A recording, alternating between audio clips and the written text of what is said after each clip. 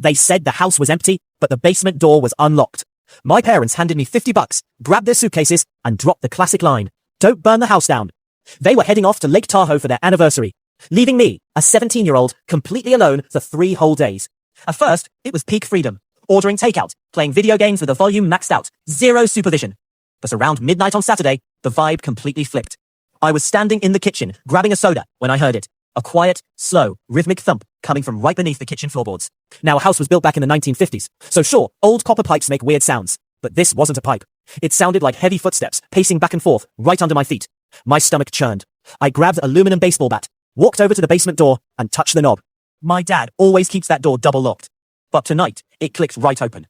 I took a shaky breath, flicked on my phone flashlight, and pointed the beam down the steep wooden stairs. And I froze. Sitting on a rusty lawn chair, right next to our hot water heater, was a guy in a faded grey hoodie, casually eating a bowl of my cereal. He slowly looked up into the light, grinned, and said, "Oh, hey, did I wake you?" My heart slammed against my ribs. I backed up, slammed that door shut, threw the deadbolt, and dialed 911 so fast my thumb nearly split. The cops arrived in under 4 minutes. They rushed the basement. But when they finally brought him out in handcuffs, the sergeant walked up to me with a deadpan expression.